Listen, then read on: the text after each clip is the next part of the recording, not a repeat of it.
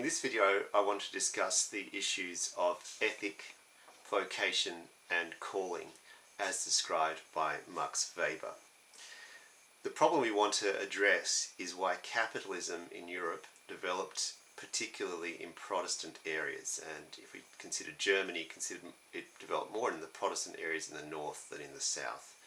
The Protestants were typically hard-working people and thrifty. They saved their money, they didn't spend much. Now it's important I deal with this because in a previous YouTube lecture on traditional and rational belief systems, I discussed traditional belief systems. These include things like beliefs in souls, in spirits, in ghosts, those kinds of things. Whereas in rationalized belief systems, we have the world religions, Christianity, Judaism, Confucianism, Buddhism, Islam, and so on. Now, if we take these world religions, which we classify generally as rationalized belief systems, within these rationalized belief systems of world religions, we can also make a further distinction between those which are more traditional, such as Catholicism, and more rational, such as Protestantism. Now, the background of this, and we're going to get to vocation, ethic, and calling in a second, but the background is very important, particularly for those of you who are not familiar with Protestantism or with European history. So basically we go back to 1517, which is what anthropologists call the early modern period in Europe. A guy by the name of Luther hammers on the wall of a castle, of a church in Wittenberg Castle, a document in which he condemns the actions of priests, of Catholic priests. And this was really if we like, the starting point. We count this as the starting point of Protestantism. So what is Protestantism? Protestantism established for the individual person a direct relationship with God. It said that your faith, your belief, your individual conscience is the most important.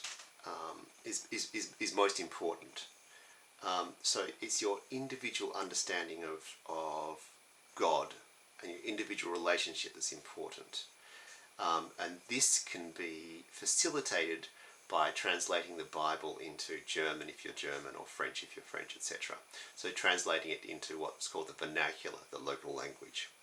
Why this was revolutionary was that it criticised the role of priests. There's a reduced or even no role for priests anymore.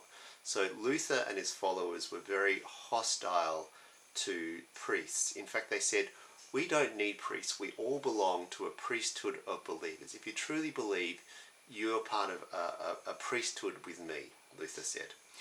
Well, Lutherans said, Protestants say. So part of this also is a hostility to the medieval practices such as whipping yourself, fasting, and this kinds of things, which we broadly call monasticism. Within Protestantism, there's a big focus on an idea called predestination, which means when you're born, God has already set out the plan for you, whether you'll go to heaven or hell, and whether you will live in what's called state of grace. A state of grace means whether you will live in God's favour. So that's the basic idea of Protestantism as set off by Luther, sparked off by Luther. We have other forms. Famous forms include that espoused by Calvinism, Puritanism. We also have Zwingli was another important thinker. All right, now where does Weber fit in? We're back to the problem, which is how does capitalism develop in Protestantism, in Protestant areas? Why are we getting rich, thrifty, hard-working men, and possibly women, mostly men, developing in these areas? What he says is that these men have a sense of vocation or calling. And now I'll use these interchangeably, though we could argue about that. Vocational calling is a sense of your service to God. Now previously, prior to the 1500s, the idea of a vocation or calling or service to God, that was only for priests. Priests were entering into service of God or Jesus, as it may be. Now, with Protestantism, vocation is for all men. All men have a calling, a way to serve God. And the way to serve God is not by fasting and whipping yourself, but by working, just normal work. farming, being a cobbler, all are forms of working for God. In fact, being a monastic, being a monk and starving yourself, etc., or staying up all night chanting, is probably a waste of time. So to quote Weber, the only way of living acceptably to God was not to surpass worldly morality and monastic asceticism, but solely through the fulfillment of the obligations imposed upon the individual by his position in the world. That was his calling, a fulfillment of the obligations imposed upon the individual. Or, page 45 of my version, a special command of God to fulfill the particular duties which the divine will had imposed upon man. So when I go out now and I start shoveling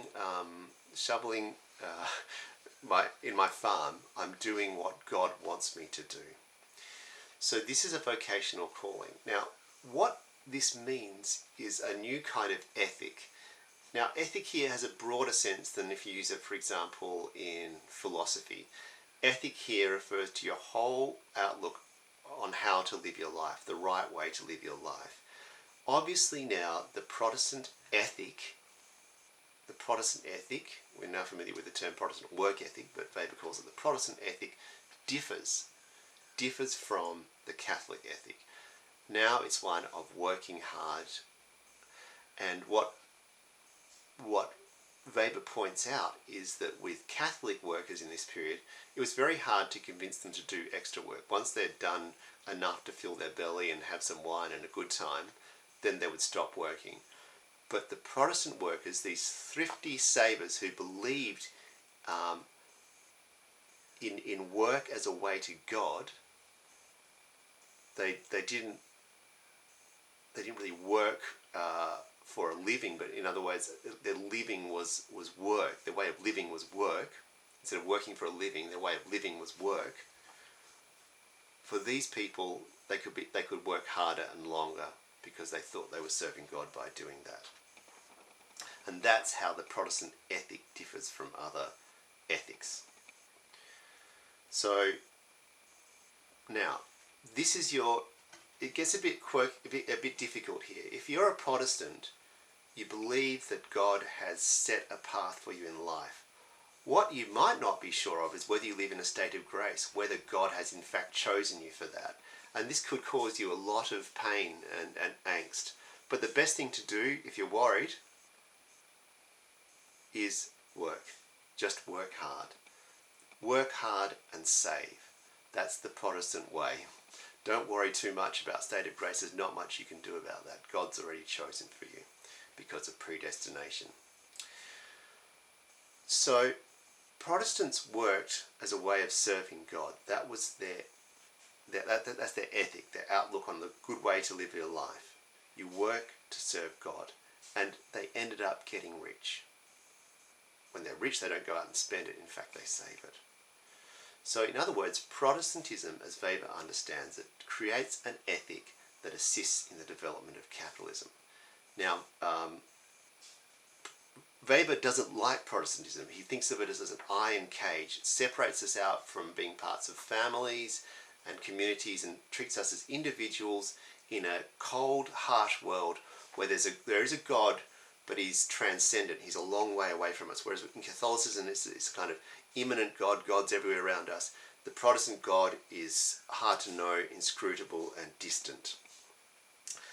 Now, this fits into the larger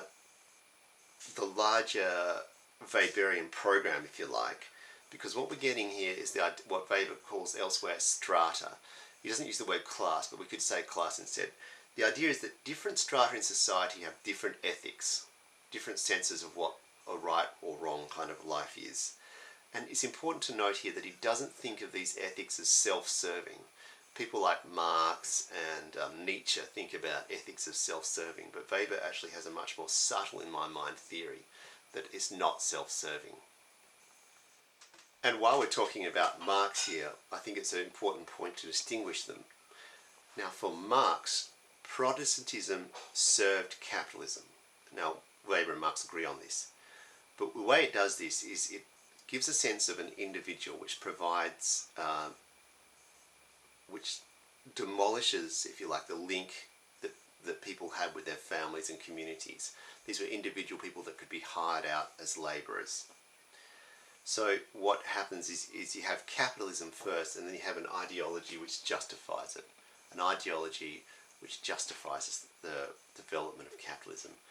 Weber sees it not in opposite terms, but we can contrast it in as much as Weber sees Protestantism as preceding capitalism.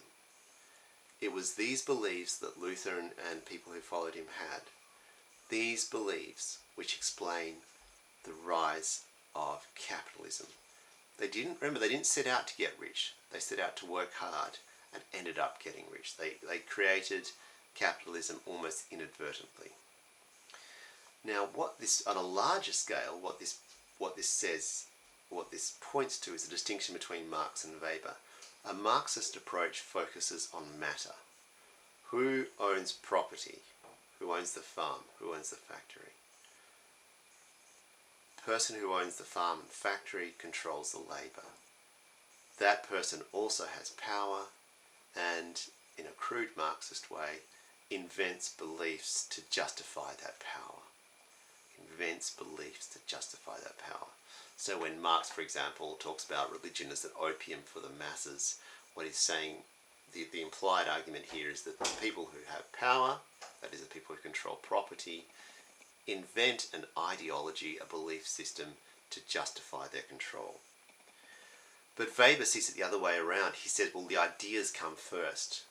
So for Marx, matter comes first, then beliefs.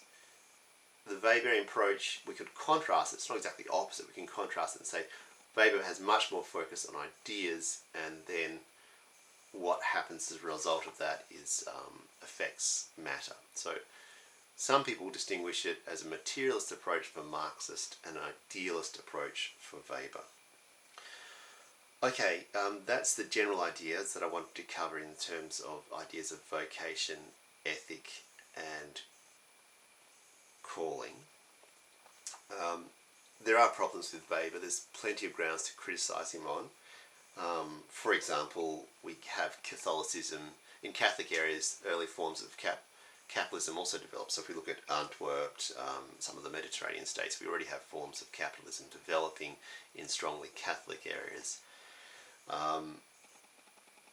That kind of criticism is not necessarily a problem for Weber. Weber allows for different ethics, allowing the development of capitalism. So he looks at the development of capitalism in China, for example, and ties it in with Chinese belief systems. So it's not entirely contradictory to Weber to point out exceptions like that. Another exception, of course, is now the Catholic areas of Germany, in the south, Bavaria and so on, are the motors of industry, whereas it's not so much the north anymore. An argument like that is pretty superficial when it's analysed in more detail. So these are kind of minor criticisms of Weber. There are more major ones to be undertaken in the sociological literature, but I'll leave them for another time. Thank you very much.